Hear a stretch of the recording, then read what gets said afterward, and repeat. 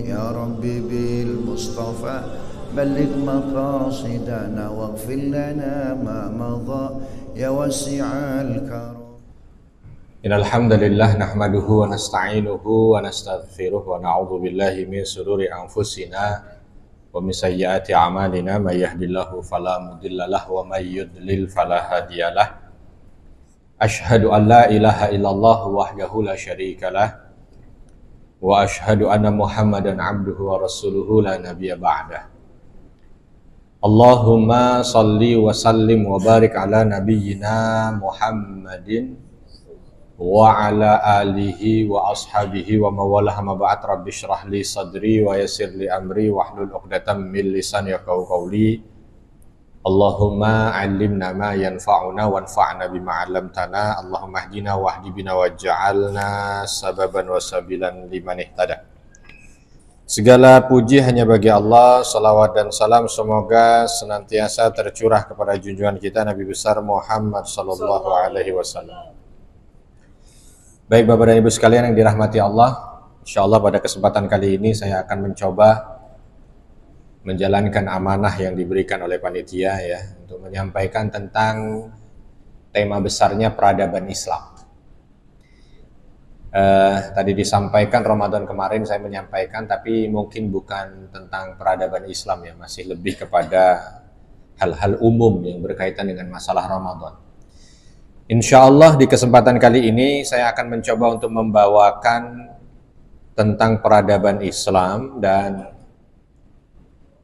ini nanti ada beberapa kesempatan di tahun ini saya mengisi, sekaligus itu nanti akan saya jadikan sebagai waktu berseri saja. Jadi kalau nanti ini tidak selesai, maka kita akan lanjutkan di pertemuan berikutnya. Dan berbicara tentang peradaban Islam, maka kita akan berbicara tentang bagaimana Islam sebagai rahmatan lil alamin. Bagaimana Islam yang dibawa oleh Nabi Muhammad sallallahu alaihi wasallam ini memakmurkan bumi. Oleh sebab itu pasti kita akan berceritanya tentang sejarah dari zaman Nabi Muhammad sallallahu alaihi wasallam sampai dengan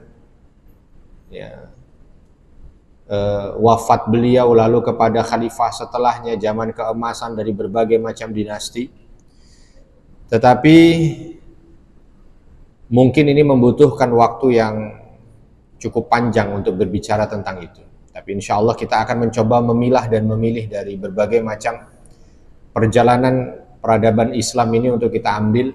Dan yang terpenting adalah bukan hanya sekedar apa yang kita sampaikan ini untuk kita nikmati, mengisi waktu istirahat kita dengan telinga kita, tidak. Tetapi bagaimana ini menimbulkan motivasi tersendiri untuk kita, sehingga nanti diharapkan dari kitalah kembali Islam memimpin peradaban dunia. Itu yang diharapkan sebenarnya, sehingga tidak terjadi hal-hal yang sifatnya seperti yang terjadi di Palestina saat ini, ketika Gaza Utara dibombardir semua diam, ketika Gaza City dibombardir semua diam, ketika Gaza Selatan Khan Yunis dibombardir semua diam. Lalu terakhir ini setelah Diyarbalah ada Rafah dibombardir semua diam. Tidak hanya sekedar itu yang kita inginkan untuk menjadi sebuah cerita yang enak dinikmati, bukan, tetapi menimbulkan satu spirit tersendiri, semangat tersendiri untuk bisa kembali membuat Islam ini menjadi panduan dan nanti goalnya tadi bisa mampu untuk bisa menjadi pemimpin peradaban kembali. Baik, dan ketika berbicara tentang peradaban maka pasti akan berbicara tentang Rasulullah Shallallahu Alaihi Wasallam. Nah, Rasulullah kita tidak bahas karena banyak sekali para asatid yang menceritakan tentang bagaimana pribadi Nabi Shallallahu Alaihi Wasallam. Saya akan mencoba untuk membahasnya dari pilar awal ketika ditinggal oleh Nabi Muhammad Shallallahu Alaihi Wasallam. Berarti dimulai dari pilar kekhalifahan, dari Khalifah Rashidah yang 4, karena peradaban begitu kan, kekhalifahan yang 4. Lalu dilanjutkan oleh dinasti Bani Umayyah, dinasti Bani Abbasiyah dengan berbagai macam pendukungnya, nanti ada Ayyubiyah, ada sampai dengan terakhir kekhalifahan Turki Utsmani. ya, maka semua perjalanan panjang itu pasti akan dimulai dari startnya, dan startnya dimulai dari kekhalifahan pertama yang dipimpin oleh As-Siddiq Abu Bakar radhiyallahu anhu. Jadi dalam kesempatan singkat ini saya mau mencoba untuk membahas tentang peletak pilar peradaban pertama setelah Nabi Muhammad SAW, yaitu Abu Bakar As-Siddiq radhiyallahu anhu. Tapi tentu singkat, ya, karena dalam beberapa kajian juga Abu Bakar As-Siddiq radhiyallahu anhu hanya sekedar membahas tentang masa kekhalifahannya saja, itu tidak kurang dari 4 atau 5 pertemuan yang biasanya durasinya 1 jam. Nah, ini dalam 45 menit kita akan habiskan, maka tentu pasti akan banyak sekali yang terpangkas, tapi minimal poinnya kita dapat. Karena insya Allah dalam waktu yang diberikan ke saya dalam 1 tahun ini diharapkan 4 khalifah, ya, berkaitan dengan sejarah mereka ketika menjadi khalifah dan membesarkan peradaban ini, peradaban Islam ini yang akan dibahas. Jadi insya Allah mudah-mudahan sampai akhir tahun kita sampai pada kekhalifahan Ali ibn Abi Thalib radhiyallahu anhu. Yang pertama Abu Bakar As-Siddiq radhiyallahu anhu. Abu Bakar As-Siddiq ini nama lengkapnya Abdullah ibn Uthman ibn Amir ibn Amr ibn Ka'ab ibn Sa'ad ibn Taim ibn Murrah ibn Ka'ab ibn Lu'ay ibn Ghalib Al-Qurashi At-Taimi. Dan beliau ini mendapat gelar atau julukan Abi Bakar karena memang beliau adalah ayahanda dari Aisyah radhiyallahu anha yang dinikahi oleh Nabi SAW dalam kondisi masih gadis. Di antara nama beliau yang paling masyhur sebelum beliau itu mendapat gelar julukan Abi Bakar, karena Abi Bakar ini, ya, Abu Bakar ini masyhur, julukan ini relatif setelah hijrah. Sebelumnya itu beliau kebanyakan dipanggil dengan, kalau tidak namanya Abdullah, kalau tidak dipanggil dengan julukannya yang sudah tenar dari zaman beliau masih kecil, remaja, dan bahkan ketika beliau masuk Islam pertama kali Nabi SAW mengukuhkan gelar itu atau julukan itu. Beliau dipanggil Al-Atiq. Ya, kenapa beliau dipanggil Al-Atiq? Dari bayi disebut Al-Atiq. Karena beliau ini lahir, jaraknya dari Nabi SAW kurang lebih hanya 2,5 tahun. Tetapi di masa Abu Bakar As-Siddiq radhiyallahu anhu ini lahir, Mekah kala itu sedang dilanda wabah. Tidaklah bayi lahir kecuali meninggal. Nah, yang Masya Allahnya Abu Bakar As-Siddiq radhiyallahu anhu lahir di masa itu, masa bahasa kita masa pandemi gitu ya. Tapi pandemi ini hanya mengenai orang yang anak yang baru lahir, bayi-bayi. Kalau yang dewasa enggak. Bayi-bayi itu baru lahir sehari 2 hari meninggal. Paling lama sebulan 2 bulan meninggal. Abu Bakar lahir di situ. Dan Abu Bakar ini ketika dilihat sehari nggak meninggal, 2 hari nggak meninggal, sepekan nggak meninggal, 2 pekan nggak, sebulan 2 bulan nggak meninggal, terus ternyata hidup. Maka menjelang usia beliau itu yang setahun, dan di saat wabah ini mau hilang, beliau disebut dengan Al-Atiq, dipanggil dengan Al-Atiq. Al-Atiq itu artinya yang selamat gitu. Yang selamat dari kematian. Yang selamat dari kematian. Makanya bahasa kita itu ada itqum minan nar. Nah, begitu. Selamat dari api neraka. Al-Atiq itu ism fa'ilnya. Ya. Jadi selamat dari kematian. Makanya kalau kita lihat dalam sejarah, yang seusia dengan Abu Bakar ini di antara sahabat muhajirin hampir nggak ada, sebab di usia itu pada meninggal semuanya. Nabi SAW lahir sebelum masa pandemi itu. Nah, jaraknya Nabi lebih tua 2,5 tahun dibanding dengan Abu Bakar As-Siddiq radhiyallahu anhu. Dan ketika beliau lahir ini di masa pandemi itu, maka orang-orang menyebutnya dengan kalimat Atiq, tapi ternyata setelah beliau itu masuk ke dalam Islam, Nabi tetap mengukuhkan namanya Al-Atiq. Kenapa disebut Al-Atiq? Karena Nabi mengatakan orang yang dibebaskan, Atiq minan nar, orang yang dibebaskan dari api neraka. Nabi pernah menyampaikan, kalau kalian ingin melihat orang yang terbebas dari siksa neraka, maka lihatlah Abu Bakar As-Siddiq radhiyallahu anhu. Maka beliau disebut Al-Atiq. Sampai akhirnya ketika menjelang hijrah setelah wafatnya Khadijah, Nabi SAW menikah kepada Aisyah radhiyallahu anha, maka gelarnya disebut dengan gelar Abu Bakar. Ya, ayahanda dari Aisyah radhiyallahu anha. Secara fisik beliau ini mungkin berbeda dengan khalifah yang kedua. Fisik perlu untuk disampaikan supaya nanti kita tahu bagaimana ketika beliau memimpin, ya, membayangkan fisiknya itu akan lebih mengena. Jadi beliau itu dari segi fisik kurus, lalu rata-rata orang Arab tidak tinggi, bahkan mungkin karena kurusnya itu kalau lagi memakai izar, ya, pakai sarung bahasa kita atau celana, itu rata-rata biasanya agak sedikit turun ke bawah, sebab perut beliau ini agak sedikit cekung. Dan kulit beliau putih, makanya di antara atik akhirnya dipertahankan karena di saat beliau itu remaja, di antara orang-orang Arab yang ada, beliau ini kulitnya putih sendiri. Ya. Yang lain tuh rata-rata hitam, ya wajar orang Arab kulit mayoritasnya itu hitam. Arab yang di Jazirah, ya. Beda kalau kita bicara dengan Syam. Syam mayoritasnya adalah putih. Kalau yang di Jazirah itu rata-rata coklat. Ini Abu Bakar tidak putih. Padahal main seperti anak-anak biasa, remaja biasanya, ya. Apalagi beliau pedagang, ya, keluarga bapaknya itu pedagang. Dan beliau melanjutkan dagang dari orang tuanya. Tetapi beliau kulitnya itu tetap bersih, cerah gitu. Maka orang-orang akhirnya berpindah dari tadi atik yang di masa bayi nggak mati, sekarang atik yang terbebas dari kebanyakan orang. Kulitnya hitam, coklat, ini putih. Lalu ketika masuk Islam ternyata termasuk orang yang cepat menerima hidayah ini, sehingga nama atik dipertahankan karena orang yang terbebas dari siksa neraka. Sampai dengan namanya Abu Bakar, ya, mendapat panggilan dari Nabi dan mendapat gelar As-Siddiq. Gelar As-Siddiqnya itu adalah gelar yang beberapa riwayat menyampaikan diberikan oleh Nabi Shallallahu Alaihi Wasallam di awal ketika beliau itu masuk ke dalam Islam. Tapi yang paling masyhur adalah gelar ini diberikan setelah hijrah atau bersamaan hijrah bersama dengan Nabi Muhammad Shallallahu Alaihi Wasallam.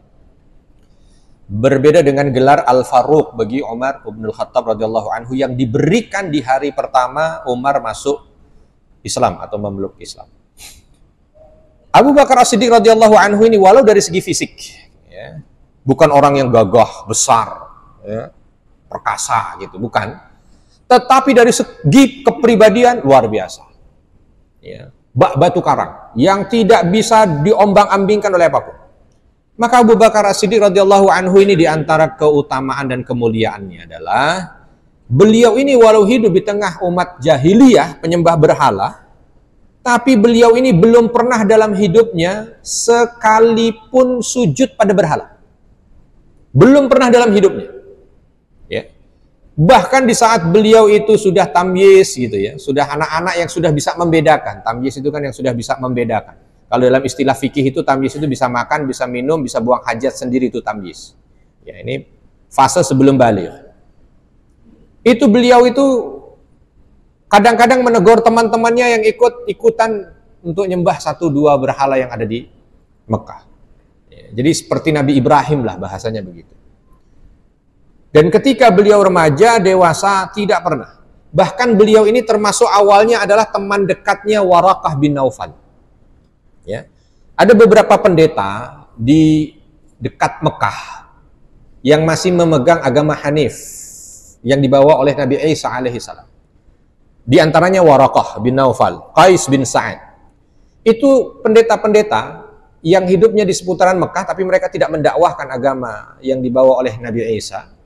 Karena memang orang-orang Mekah memberikan peraturan, tidak boleh ada orang yang mendakwahkan hal-hal yang bertentangan dengan apa yang diyakini oleh nenek luhur mereka.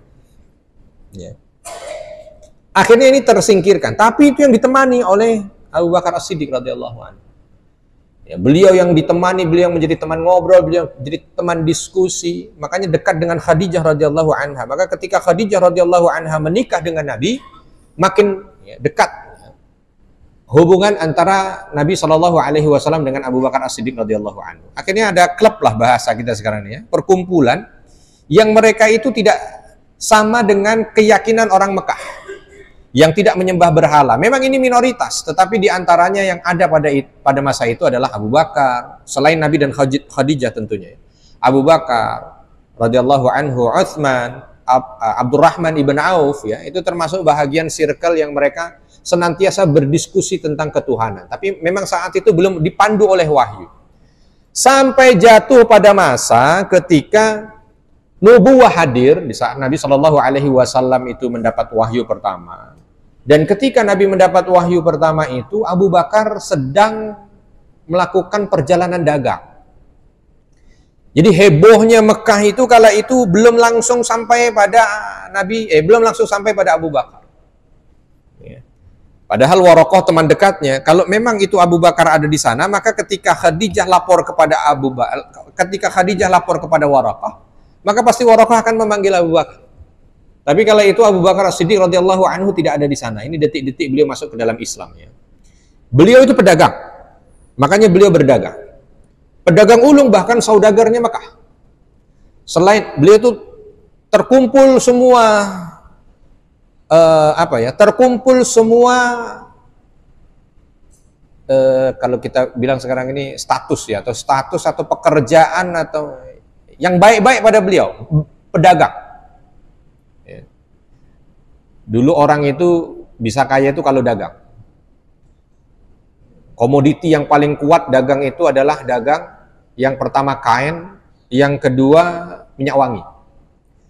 Jadi orang dulu itu menjadi orang terkaya kalau pegang dua dagangan ini. Makanya ada jalur sutra dengan jalur dupa, hanya dua jalur itu aja, nggak ada jalur yang lain. Bahkan jalur emas saja nggak ada, ya. Jalur minyak bumi nggak ada. Tapi hanya apalagi jalur teknologi terkini, jalur satelit nggak ada. Hanya dua saja. Kalau tidak kain, kalau tidak minyak wangi. Maka hanya ada dua jalur perdagangan pada masa itu. Jalur sutra, jalur dupa. Ini semua dipegang oleh Abu Bakar. Abu Bakar tidak pekebun. Orang yang pekebun itu bukan orang kaya pada masa itu. Kalau pedagang, iya.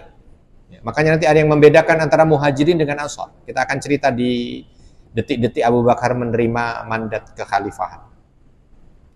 Beliau buru. Karena beliau ini punya satu sudut tersendiri di Ka'bah ya, untuk ngajar. Dan kalau beliau ngajar itu paling ramai majelisnya. Karena beliau ini mengajarkan tentang nasab dan sejarah. Nasab orang Arab ini, kalau ada orang Arab yang lupa siapa nama kakek moyangnya, datangnya ke Abu Bakar. Tinggal dikasih tahu nama bapakmu siapa, nama bapakku ini, nama ibumu siapa, nama kabilahmu. Disebut sampai ke atas. Yang punya nggak tahu, Abu Bakar tahu. Ya. Kalau sekarang mah kita, jangankan orang lain, kita sendiri aja kalau suruh nyebut ke kakek kelima, kakek keenam udah nggak tahu siapa. Tapi kalau orang Arab sampai sekarang masih. Ya, bahkan saya punya guru, itu beliau punya anak usia 5 tahun. 5 tahun. Itu bisa menyebutkan sampai kakek buyut ketujuhnya. Sampai kakek ketujuhnya. Saya waktu itu nggak percaya, bohong. Mau soal anak 5 tahun bisa ngapalin sampai kakeknya ketujuh, dipanggil loh. Ahmad, nama dia Ahmad, anaknya Ahmad. Nama beliau, nama Syekh saya ini Muhammad. Coba kamu sebutin nama silsilahmu sampai ke atas, sampai 7 nenek buyut ke atas. Dia sebut langsung. Bismillahirrahmanirrahim. Ahmad, namanya Ahmad. Bin Muhammad. Bin Ahmad, bin Muhammad, bin Ahmad, bin Muhammad, bin Ahmad. Wah, iya, saya bilang, iya wajar lah, hafal kalau begitu. Sebab Masya Allah. Terus saya ketawa. Kenapa ketawa? Ya kalau itu hafal ya wajar lah. Kalau kami di Indonesia ini satu orang namanya bisa 4 suku kata. Dia bilang itu boros, ya bisa 3 kakek ke atas. Dan saya coba bilang juga sama si Ahmad, nanti kalau punya anak kasih nama siapa? Muhammad, biar nanti anakmu bisa gampang lagi ngapalin ke atas lagi. Luar biasa. Nah ini Abu Bakar As-Siddiq radhiyallahu anhu ahli di situ, sampai tahu sejarah-sejarah Arab. Ada momen masyhur nih, kan sekarang lagi musimnya haji. Itu ada momen masyhur ketika Nabi Shallallahu Alaihi Wasallam di haji wadaknya itu, sampai di lembah Al-Ahdar, Wadil Ahdar, sampai di lembah Ahdar, beliau tanya kepada Abu Bakar, wahai Abu Bakar, lembah apakah ini? Nah, itu. Lalu Abu Bakar menjawab, Allah dan Rasulnya yang tahu. Maka Nabi mengatakan, di lembah ini seolah aku ditunjukkan bahwa dari arah sinilah dulu Nabi Ibrahim datang ke Mekah. Dari arah sini Musa datang ke Mekah. Bahkan dari arah sini Adam dan Nuh datang ke Mekah. Apa kata Abu Bakar? Wahai Rasulullah, hampir saja tadi aku ingin menjawab itu, karena itulah yang aku tahu dari sejarah orang Arab, bahwa lembah ini adalah lembah di mana dulu para nabi lewat. Tapi aku tidak ingin mendahuluimu. Karena memang ahli sejarah Abu Bakar. Oke, ahli sejarah belum terlalu ramai nih didatangi. Yang paling bikin ramai apa? Karena beliau ini ahli takwil mimpi. Jadi itu majelis ramai, kenapa? Karena semua orang datang pada ingin apa? Menakwilkan mimpi. Banyak sejarah-sejarah yang disampaikan dari riwayat-riwayat sahih, bahkan setelah Islam. Ketika ada sahabat-sahabat datang kepada Rasul bertanya tentang mimpinya, Abu Bakar minta izin supaya bisa menakwilkannya. Lalu bahkan beberapa sahabat yang datang dan itu terjadi. Yang diantaranya yang diriwayatkan dalam hadis sahih, ketika Aisyah radhiyallahu anha mimpi ada 3 bulan datang, ada 3 bulan jatuh ke rumahnya. Pagi-pagi tanya kepada ayahandanya, maknanya apa? Lalu Abu Bakar sampaikan bahwa akan dikuburkan di kamarmu atau di rumahmu 3 orang mulia. Maka ketika Nabi Shallallahu Alaihi Wasallam wafat dan dikuburkan di situ, Abu Bakar yang menyampaikan, kau ingat mimpimu dulu? Ingat wahai ayahanda, ini adalah bulan yang pertama. Berarti masih ada 2 bulan lagi yang akan kau tangkap. Artinya Abu Bakar punya kemampuan itu, ya. Dan itu diiyakan oleh Nabi Shallallahu Alaihi Wasallam setelah Islam. Ada beberapa momen ketika ada sahabat datang minta ditakwilkan mimpi, ya, yang sedikit ditegaskan oleh Nabi atau yang sedikit ditegur oleh Nabi ketika Abu Bakar itu ditanya oleh yang bermimpi itu, benar Abu Bakar? Abu Bakar bilang, demi Allah. Lalu kata Rasul, tidak ada sumpah untuk menakwilkan mimpi. Ya. Kalau mimpi ditakwilkan, nggak usah pakai sumpah. Ya, hanya momen itu aja. Tapi Nabi tidak pernah untuk mengatakan batilnya apa yang ditakwilkan oleh Abu Bakar As-Siddiq radhiyallahu anhu. Islamnya adalah ketika beliau ini sedang melakukan perjalanan dagang. Di saat beliau ini melaksanakan perjalanan dagang menuju ke Yaman dalam sebuah riwayat, sampai di daerah dekat Yaman, tapi belum sampai ke Yaman. Kala itu biasa, beliau itu kalau lagi melakukan perjalanan dagang, selalu saja mencari rahib yang masih dalam keyakinan yang hanif, yang masih mengesahkan Allah, begitu bahasanya, untuk didatangi dan mendengarkan apa yang disampaikan. Nah, ini satu kesempatan, lagi perjalanan menuju ke Yaman itu, dalam perjalanan dagangnya, jumpa dengan seorang rahib, lalu seperti biasa kan, ingin berdiskusi kaitan dengan masalah ketuhanan. Tiba-tiba ini rahib bilang, kamu dari mana? Saya dari Mekah. Lah, kenapa kamu ke sini? Lah, kenapa? Saya melakukan perjalanan dagang. Lalu rahib ini bilang, kembali. Karena dalam kitab kami disebutkan, inilah saatnya Nabi akhir zaman itu diutus. Dan dia diutus dari tempatmu. Kaget siapa? Pikir-pikir siapa orangnya, siapa? Dan dia memiliki pengikut. Dia memiliki, bukan pengikut, dia memiliki orang dekat yang akan mendampinginya. Mensupport dakwahnya. Dari golongan laki-laki dengan tanda fisik sepertimu, kurus. Tapi ada tanda yang mungkin tidak bisa aku lihat secara langsung. Ada tai lalat di perut bagian bawah dan ada tanda di paha sebelah kiri. Kaget Abu Bakar. Itu saya, Pak. Kata pendeta ini, jangan ngaku-ngaku. Akhirnya ditunjukkan betul. Ada betul itu memang. Akhirnya apa? Disuruh pulang Abu Bakar. Udah, kamu tinggalin aja daganganmu. Itu dagangan namanya dagangan 100 ekor onta, modalnya mungkin 1 ekor itu 500 juta, berarti kalau 100 ekor 50 miliar, ditinggal pulang. Ya bukan ditinggal pulang dibagi-bagi begitu, nggak dipanggil lah direktur operasionalnya, pokoknya kamu begini-begini ya, saya mau pulang. Orang saya pemilik, nggak harus datang ke sana, balik. Begitu balik betul di Mekah, lagi rame. Berkaitan dengan berita bahwa kala itu Nabi mendeklar kenabiannya, nubuahnya. Maka datang langsung ke rumah Nabi Shallallahu Alaihi Wasallam. Apakah benar wahai Rasulullah? Apakah benar wahai Muhammad? Apakah benar wahai Muhammad yang aku dengar bahwa engkau mendapat wahyu dari Allah Subhanahu Wa Taala? Benar wahai Atiq. Maka langsung kala itu disebut langsung apa? Abu Bakar kala itu langsung masuk ke dalam Islam. Kenapa? Karena ada mukaddimahnya. Ada mukaddimahnya itu. Nah, ketika jalan pulang luar biasa, belum sampai rumah karena memang jaraknya rumah Khadijah dengan rumah Abu Bakar agak jauh. Kalau Bapak Ibu yang sudah pernah umroh, rumah Abu Bakar itu ketika Bapak Ibu sa'i, kan selesai sa'i di Marwah.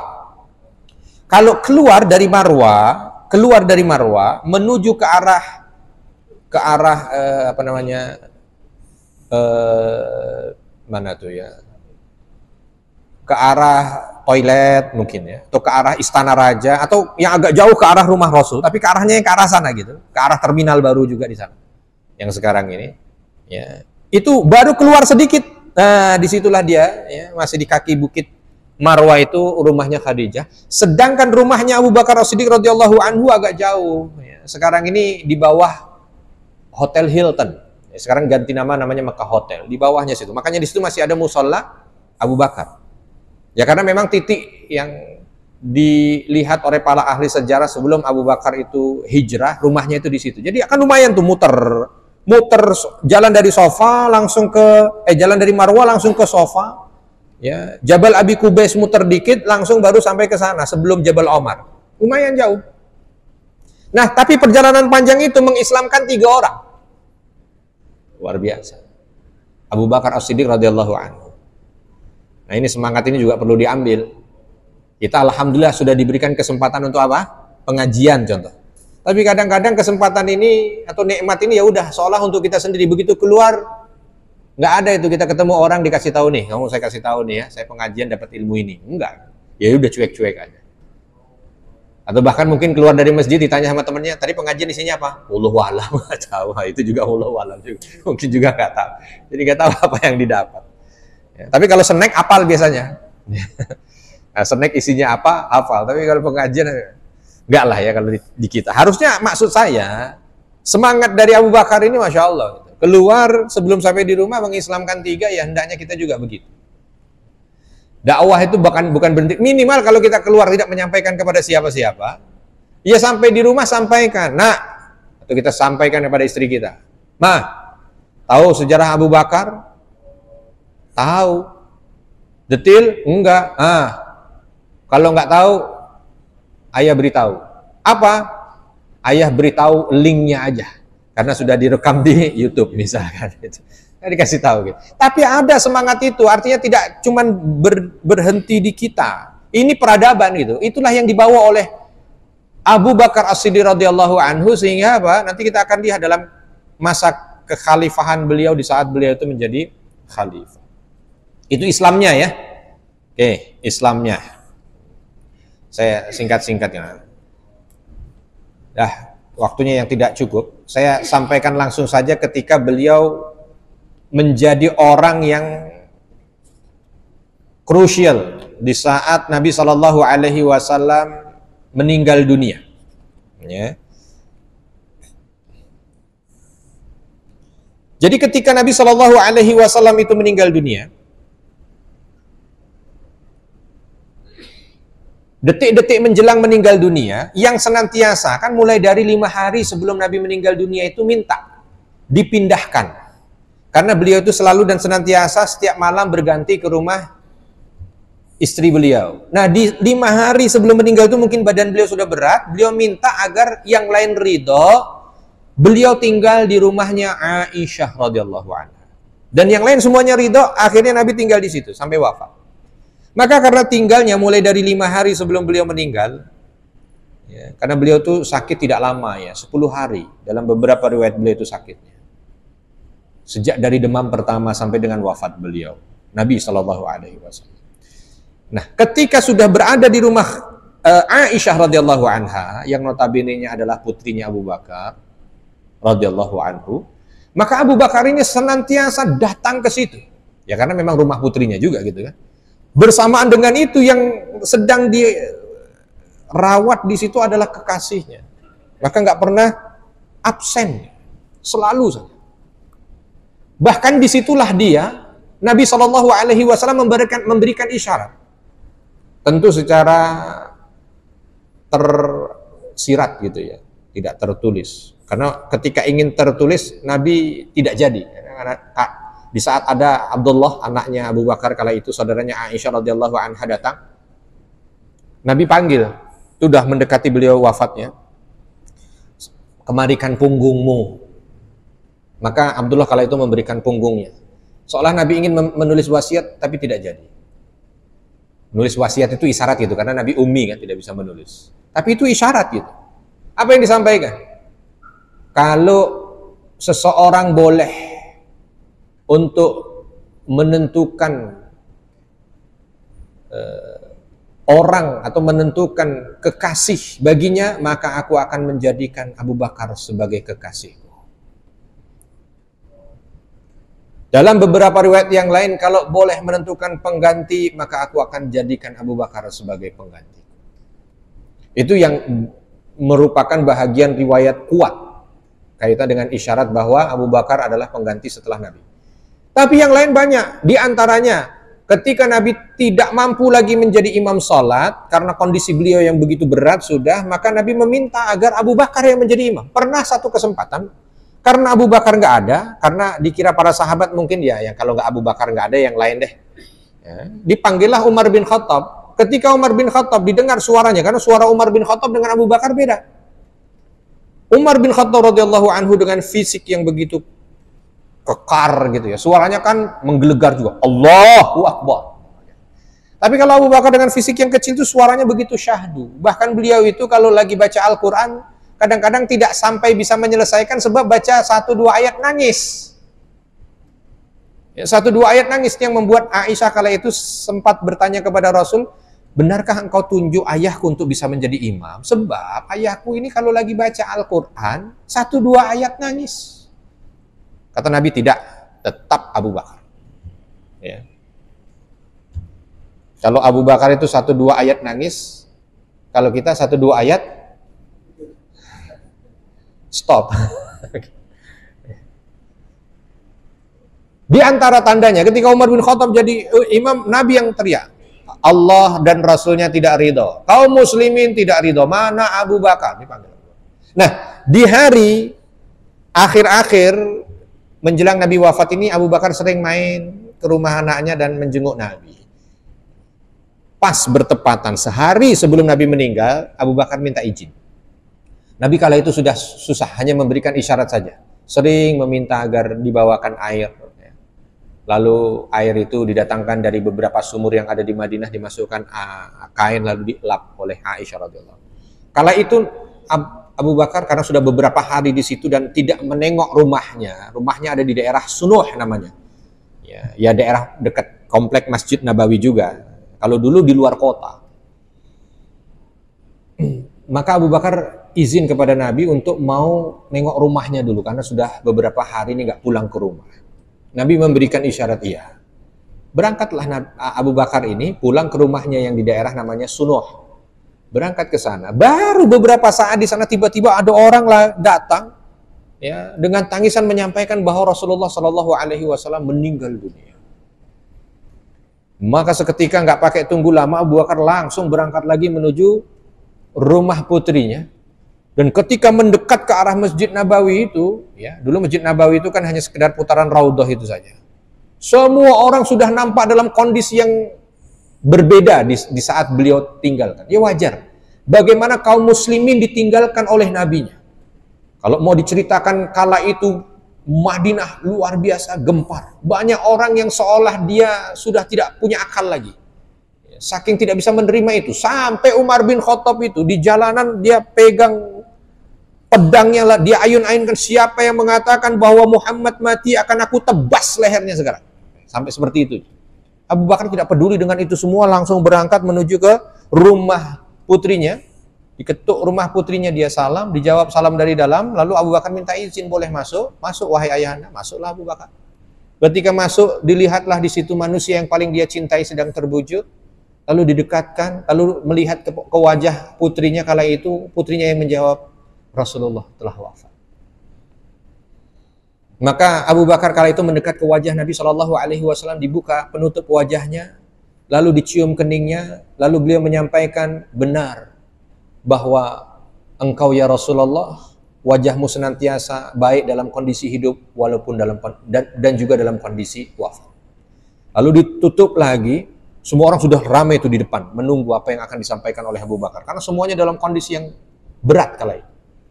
Ketika itu Abu Bakar langsung keluar, berjalan dari pintu rumah putrinya Aisyah, ya, memang tidak berjarak. Setelah itu langsung masuk ke dalam masjid.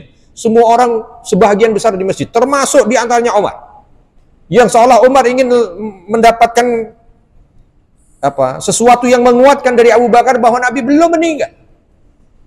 Tapi tiba-tiba Abu Bakar naik ke atas mimbar dan mengatakan, barang siapa yang menyembah Muhammad, maka Muhammad telah wafat. Dan barang siapa yang menyembah Allah, maka sesungguhnya Allah hayyun la yamut, maha hidup dan tidak akan pernah mati. Ini sambaran pertama yang langsung mengena ke Umar bin Khattab. Umar bin Khattab mengatakan, langsung seketika itu pedangku jatuh. Lalu dibacakan ya, firman Allah Subhanahu wa taala dalam beberapa ayat yang menceritakan tentang Nabi sallallahu alaihi wasallam. Wa ma Muhammadun illa rasulun qad khalat min qablihi rusul. Bukankah Muhammad itu adalah rasul dan telah berlalu sebelumnya juga para rasul? Apakah kalau seandainya Muhammad itu mati, lalu kalian akan berbalik untuk kembali menjadi murtad? Ketika dibacakan ayat ini langsung Umar bin Khattab menangis. Apakah ini firman Allah, wahai Abu Bakar? Ya, ini firman Allah. Kenapa engkau lupa? Seolah aku baru saja mendengarnya. Baru tersadar semuanya. Ya, artinya hampir terjadi peperangan kala itu. Karena memang kala itu kan belum ada alat. Kan? Kalau sekarang udah ada alat medis yang bisa, kalau garis itu berarti meninggal. Gitu kan. Umar bin Khattab tidak salah. Sebab dia belum yakin juga kalau Nabi ini meninggal. Mungkin pingsan, mungkin apa, mungkin. Ya, dan tidak ada juga tabib yang mahir kala itu di Madinah untuk memastikan. Tapi intinya Abu Bakar As-Siddiq menjadi penengah. Nggak lama dari itu rame lagi berikutnya. Ya. Apa dia? Tiba-tiba ya, kaum Ansor dulu masih luar Madinah di Sakifah Bani Sa'idah. Kumpul di satu tempat pertemuannya orang Ansor. Yang dengar pertama Umar. Yang dengar pertama Umar dan Abu Ubaidah ibn Jarrah bahwa orang-orang Ansor sudah memilih pimpinan yang akan menggantikan Nabi. Umar bin Khattab kaget kala itu. Loh, kok ini tiba-tiba udah menentukan pimpinan saja nih? Maka langsung dengan Abu Ubaidah ibn Jarrah, karena dipanggil Abu Ubaidah ibn Jarrah ini. Karena Abu Ubaidah ibn Jarrah ini salah satu sahabat juga yang tidak banyak dikenal di telinga kita. Padahal ini adalah 11-12 dengan Abu Bakar. Kedekatannya dengan Nabi Muhammad SAW. Lalu mengajak Abu Ubaidah yang dianggap dia mampu untuk bisa menjadi penengah. Begitu jalan, tiba-tiba di tengah jalan jumpa dengan Abu Bakar As-Siddiq radhiyallahu anhu. Umar langsung mengajak Abu Bakar juga. Wahai Abu Bakar, ayo ikut saya. Kemana? Ke Sakifah Bani Sa'idah. Kenapa? Karena teman-teman Ansor menentukan pimpinan. Bahwa pimpinan setelah Nabi akan mereka ambil dan mereka sudah tentukan orangnya. Oh baik, ayo. Abu Bakar ini berangkat ke sana bukan karena tidak ridho orang Ansor menjadi pemimpin setelah Nabi. Enggak. Cuman teringat dengan pesan Nabi. Yang mengingatkan dengan pesan Nabi, yang banyak orang lupa atau bahkan banyak orang yang tidak mendapatkan pesan itu atau mendengar pesan itu ada Abu Bakar di detik ini. Contoh, di saat semua orang bingung, di mana Nabi dikuburkan, di mana Nabi dimakamkan, apakah di Baqi ataukah di mana, Abu Bakar yang menyampaikan. Aku dengar dengan telingaku sendiri bahwa para Nabi dikuburkan di tempat beliau meninggal. Tidak diangkat dari tempat meninggalnya. Maka karena meninggal di tempat Aisyah radhiyallahu anha, ya dikuburkan di situ. Akhirnya kaum muslimin punya jawaban. Sama, ini tadi berangkat ke sana bukan tidak ridho kalau orang Ansor yang menjadi pemimpin, enggak. Cuman Abu Bakar pernah mendengar Nabi SAW bersabda, al-a'immah atau a'immatu min ummati min Quraisy. Pemimpin nanti bagi umatku itu dari golongan Quraisy. Ini yang ingin disampaikan. Ini wasiat dari Nabi, maka harus disampaikan. Ya, maka Abu Bakar berangkat ke sana. Di tengah jalan ketemu dengan beberapa orang yang diriwayatkan dari Umar bin Khattab. Kami jumpa dengan beberapa orang, lalu orang ini bertanya, mau kemana engkau? Ingin ke Sakifah Bani Sa'idah. Lebih baik jangan. Lebih baik jangan. Kenapa? Karena di sana sudah menentukan pemimpin di antara mereka. Takut nanti di antara kalian, karena ini semua aku lihat yang datang ini muhajirin, ada hal-hal yang tidak diinginkan. Umar bin Khattab hanya menjawab, kami datang dengan niat baik, maka mudah-mudahan kami diterima dengan baik. Jalanlah ke sana. Ketika sampai di Sakifah Bani Sa'idah, karena melihat ada 3 orang dan 3 orang ini adalah orang muhajirin, maka di antara orang Ansor ada yang langsung berdiri berpidato. Seolah ingin dengar oleh Abu Bakar, Abu Ubaidah, dan Umar bin Khattab radhiyallahu anhu. Wahai kaum Ansor, pidato gitu. Tapi udah ketahuan matanya ke arah yang datang. Kalian adalah Ansarullah wa Rasuluh. Kalian adalah penolong Allah dan Rasulnya. Maka kalian yang berhak untuk menjadi penerus dari dakwah yang dibawakan oleh Rasulullah. Makin mendekat ini Abu Bakar, Umar, Dan orang-orang muhajirin tidaklah lain kecuali mereka hanya orang terusir dari negerinya. Yang kalian tolong, yang kalian belikan naungan, yang kalian berikan. Bayangkan itu ya. Ya alhamdulillah cuman bertiga ini, dan tiga ini orang yang sudah bijaksana gitu kan. Kalau rame-rame, wah bisa. Semua ketika sudah semangat untuk menentukan satu orang, udah mendekat nih Umar bin Khattab yang punya sifat yang meluap-luap itu. Ini dalam hadis yang diriwayatkan oleh beliau sendiri ya. Beliau mengatakan, aku susun kata sebijaksana mungkin, dan aku redam segala sifat egoku sedalam-dalamnya. Dan ketika aku sudah susun kata-kata, yang aku kira kata-kata itu adalah kata-kata paling indah yang bisa aku keluarkan dalam hidupku, gitu ya. Karena mencoba untuk sebijaksana mungkin. Tiba-tiba begitu aku mau ngomong, aku dipegang oleh Abu Bakar, stop. Biar saya yang ngomong, gitu kan. Bayangkan sekelas Umar bin Khattab yang biasa meluap-luap, berusaha untuk menekan ego, ngarang kalimat yang baik, tiba-tiba baru mau ngarang, tiba-tiba baru menyampaikan apa yang sudah dia karang itu di stop gitu kan. Aduh, kan tadi begitu. Tapi kadang yang nyetop Abu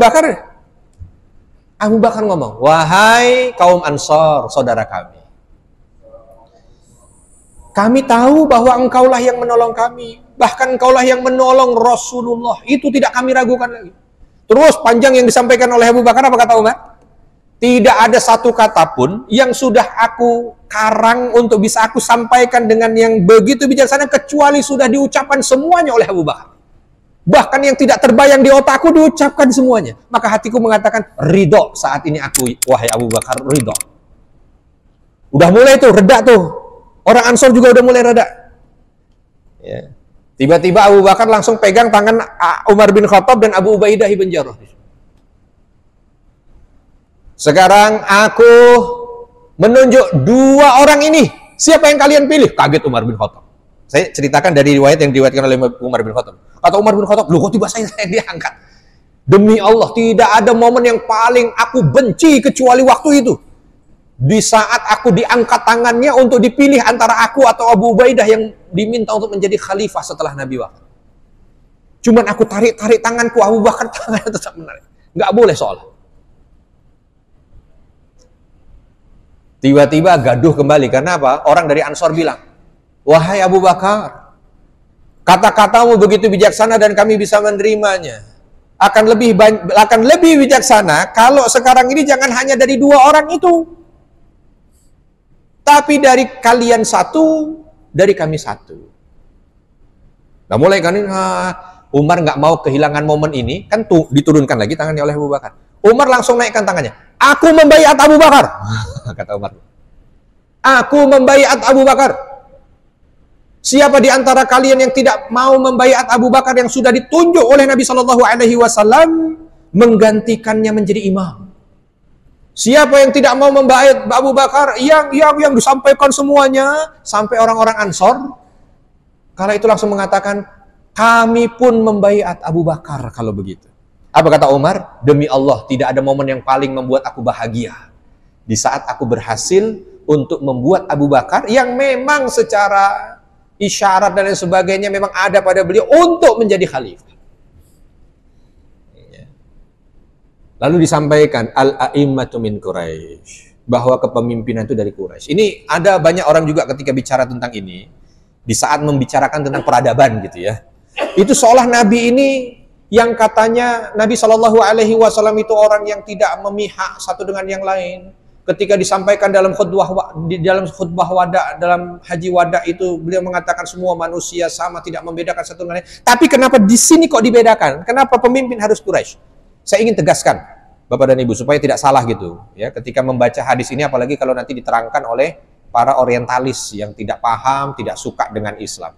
Nabi menyampaikan al-a'immatu min Quraisyin itu karena Nabi melihat potensi umat ini untuk bisa menjadi pemimpin itu ada di Quraisy, bukan di Ansor.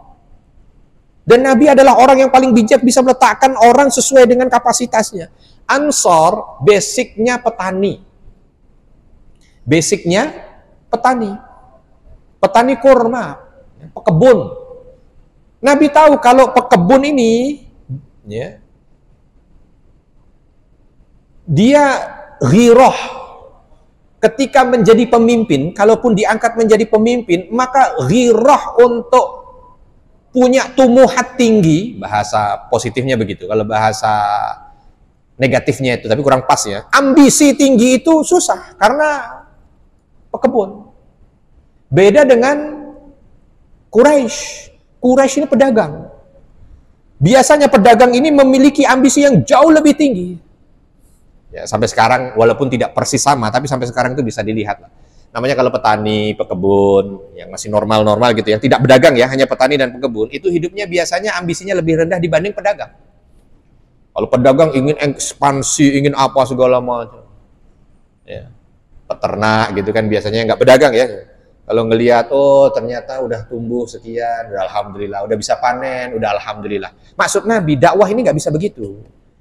Kalau dakwah ini hanya sekedar melihat, oh alhamdulillah, nggak bisa, harus punya tumbuh.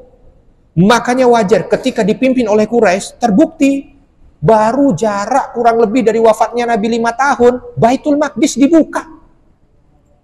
Persia dikalahkan oleh Umar bin Khattab radhiyallahu anhu.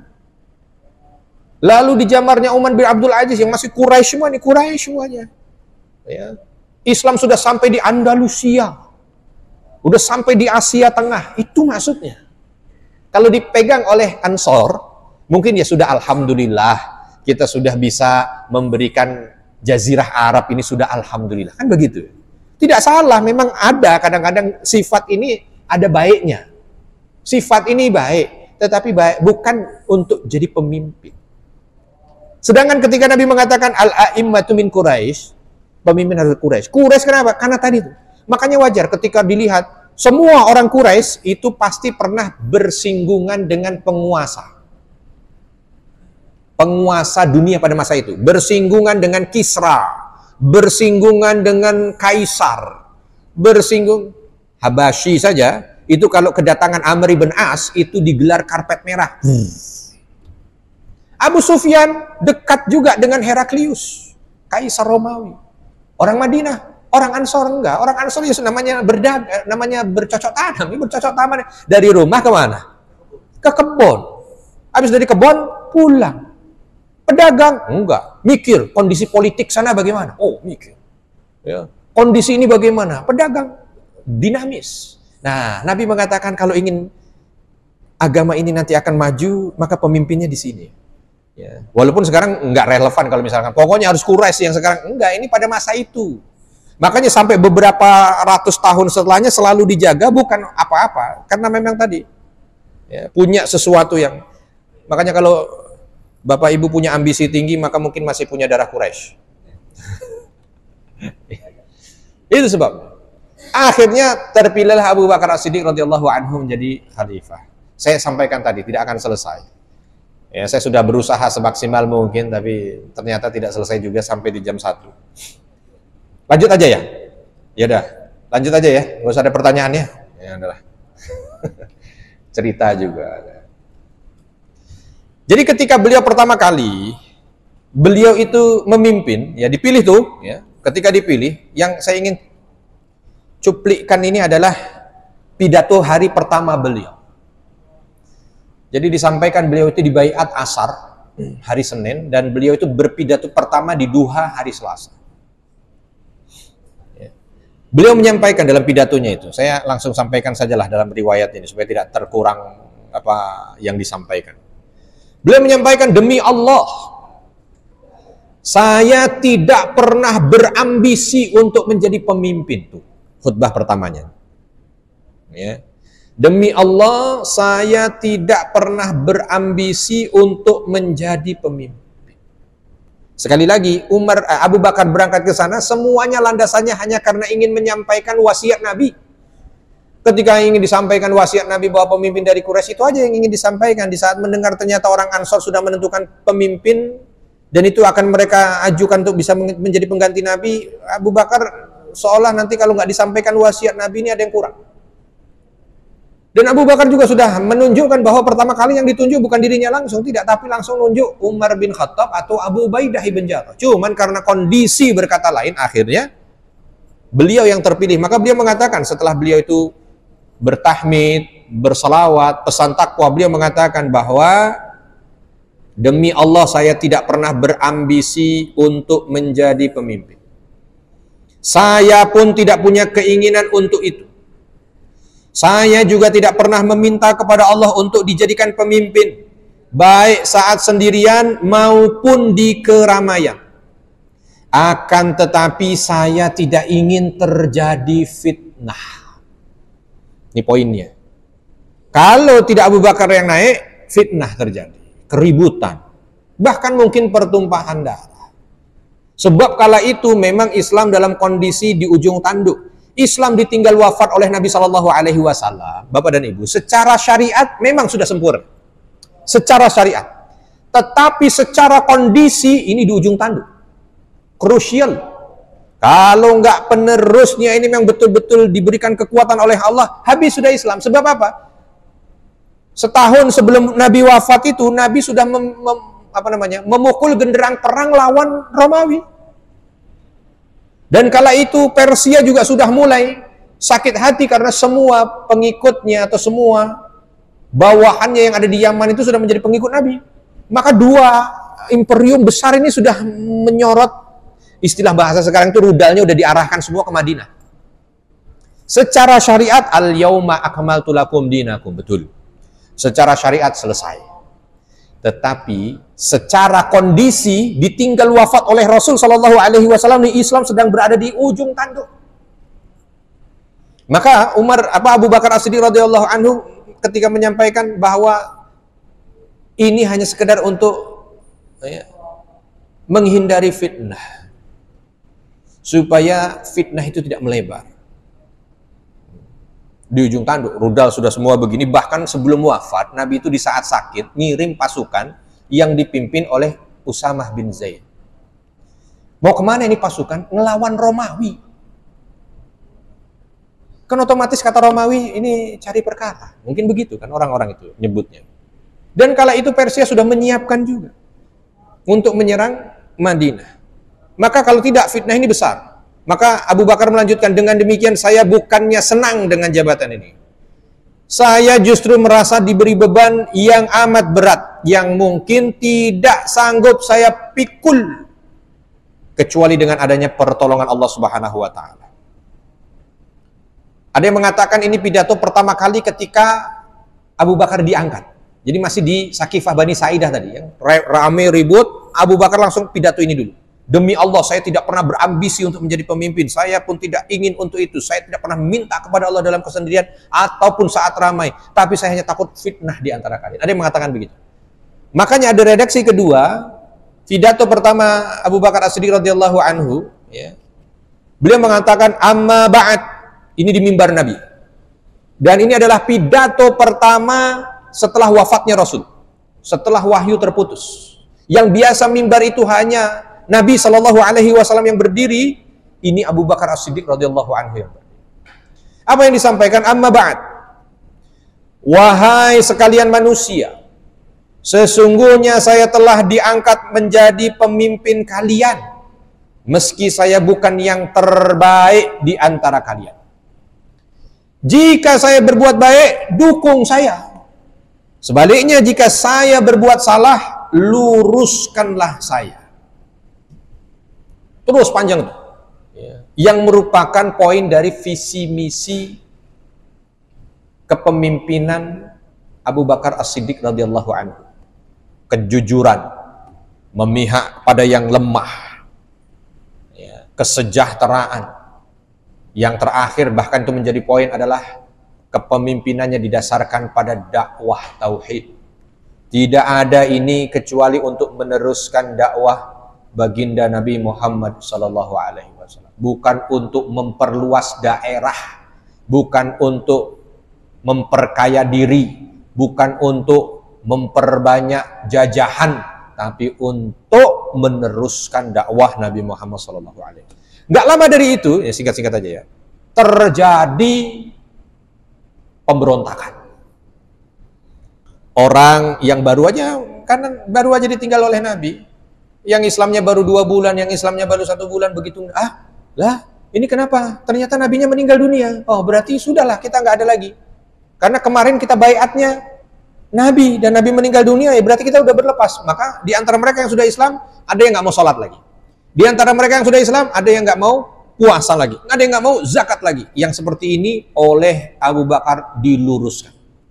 Nggak cuma terima itu, ternyata banyak orang yang setelah wafatnya Nabi ngaku jadi Nabi. Dan kala itu orang-orang kan baru tren, namanya Nabi, tren.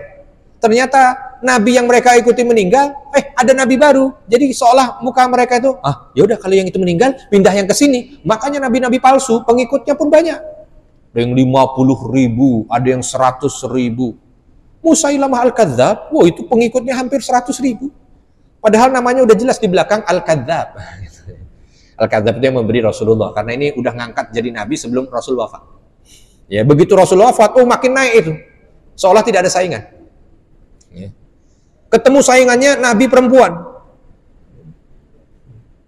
Lalu ketemu saingannya lagi seorang yang namanya Tulaihah. Ternyata Nabi perempuan yang menjadi saingannya menikah dengan Nabi berikutnya. Nah, ini suami istri Nabi. Wawanya. Dan itu pengikutnya banyak. Oleh Abu Bakar mereka yang memberontak itu diperangi. Oleh sebab itu banyak yang meninggal dari kaum muslimin. Karena meninggal berikutnya juga akhirnya ada usulan untuk membukukan Al-Quran. Sebab apa? Dulu Al-Quran itu dihafal di hati-hati para sahabat. Tapi ternyata yang menghafal Al-Quran ini banyak yang meninggal dunia saat peperangan melawan orang-orang murtad. Maka akhirnya kala itu Abu Bakar As-Siddiq radhiyallahu anhu menerima usulan dari beberapa orang, dari beberapa sahabat agar Al-Quran itu dibukukan. Tadinya beliau tidak mau, tapi karena terus beberapa sahabat ini menyampaikan, akhirnya beliau pun menguatkan hati untuk menerima usul itu. Selesai itu ternyata juga tidak selesai, karena tidak ada kata istirahat. Baru 2 tahun.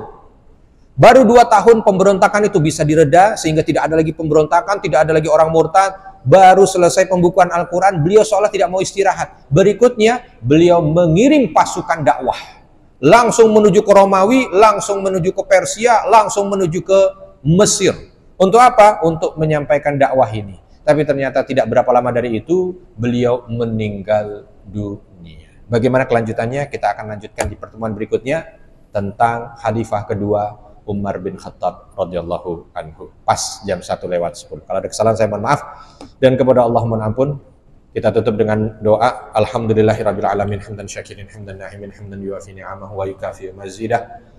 Rabbana lakal hamdu kama yanbaghi li jalali wajhikal karim wa 'azimi sultanik. Allahumma ighfir lil mu'minina wal mu'minat wal muslimina wal muslimat al ahya'i minhum wal amwat innaka sami'un qaribun mujibud da'wati ya qadiyal hajat. Rabbana dhalamna anfusana wa illam taghfir lana wa tarhamna lanakunanna minal khasirin. Allahumma inna nas'alukal huda wat tuqa wal 'afafa wal ghina. Allahumma a'inna 'ala dzikrika wa syukrika wa husni ibadatik. Allahumma inna nas'aluka husnal khatimah. Allahumma inna nas'aluka husnal khatimah. Allahumma inna nas'aluka husnal khatimah. Allahumma ansur ikhwanana al-mustad'afina al-mujahidina fi Falastin fi Gazzah ya rabbal alamin. Allahumma ishfi mardahum wa taqabbal syuhada'ahum wa anzil alaihim sakinah wa wahid sufufahum wajma' kalimatahum wa saddid ramyahum ya arhamar rahimin. Allahumma alayka bil yahudi wa man awanahum. Allahumma ankidil masjidal aqsa min kaidi sahyuniyin al-kafirin al-mu'tadin ya jabbar ya qahar. Rabbana atina fid dunya hasanah fil akhirati hasanah wa qina adzabannar. Wa sallallahu wa sallama ala nabiyyina Muhammad walhamdulillahi rabbil alamin. Assalamualaikum warahmatullahi wabarakatuh.